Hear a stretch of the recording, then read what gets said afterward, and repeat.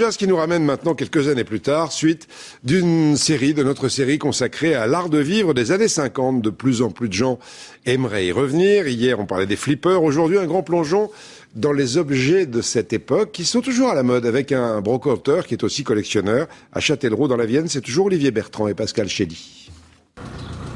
Ça a commencé par la voiture, c'est vrai, il y a une vingtaine d'années maintenant. Celle-ci est de 54. Elle a des formes extraordinaires, hein. Ses ailes, ses phares. Les voitures étaient vraiment typées, les objets étaient typés à l'époque. Hein. C'était aussi l'époque où on voyait des extraterrestres partout, donc une soucoupe volante, une fusée. Et les coloris, la forme des objets, c'est vraiment attachant, quoi. Dans leur brocante, cet attachement aux objets des années 50-60 a une conséquence surprenante pour les nouveaux clients. Bonjour. Une partie du stock n'est pas à vendre. C'est la collection privée de Nathalie et Fabien, comme toutes ces voitures à pédales.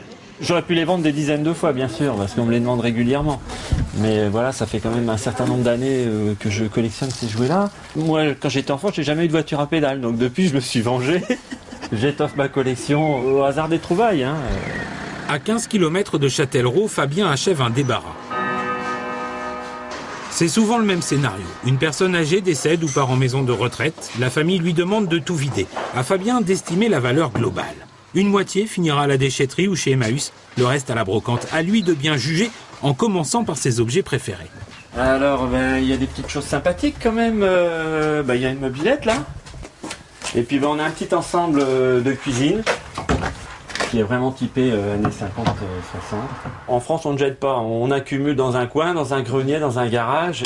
Enfin, j'ai remarqué lors de ma première visite qu'il y avait un petit porte-manteau bien rigolo. Tout à fait d'époque celui-là, il n'y a pas de souci.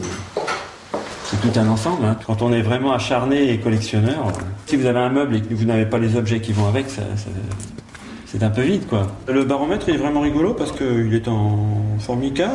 Par contre, il nous indique pluie, alors qu'on n'a pas d'eau en ce moment. Du flair, savoir écouter les clients et avoir de bons tuyaux. Pour cela, Fabien a un frère, installé à Paris, dans la brocante aussi, et promis le beau formica à la cote. Il y a 10 ans, oui, peut-être que je l'aurais pas ramassé il y a 10 ans. Et là, il va partir à combien? Je pense que l'ensemble cuisine autour de 300 €, je pense. Voilà. Un peu. Non, c'est bon, on ne devrait pas être mal. C'était le modernisme. Après-guerre, voilà, Formica a révolutionné un petit peu le mobilier parce que très facile d'entretien. Il y a besoin d'un coup de nettoyage maintenant. Dommage, j'ai plus de piles. L'arme fatale de la maison. Normalement, il tourne. Et je ferai pas ça tous les jours. Vous aurez une idée des prix? Oui. Dès le lendemain, la cuisine en formica et ses bibelots accueillent les clients à l'entrée du dépôt. Les années 50, 60 60 plutôt. 60, je pense. Plutôt 60. Pour moi, dans ma maison maintenant, ça n'irait plus. Hein. Mais j'aime bien quand même revoir. Hein. Ça rappelle des souvenirs. J'ai un copain, il est meublé entièrement comme ça. Oui, mais enfin, faut que ça y aille. Bien sûr, mais c'est un état d'esprit aussi. Hein. La poussière est en prix. Oui, c'est cadeau de la maison, la poussière. Du fond de ses réserves, Fabien exhume enfin un bar de salon en forme d'avant de bateau.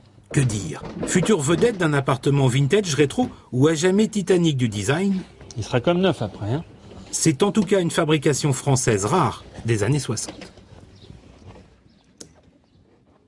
Voilà, ces années-là, on y reviendra demain avec un train d'époque.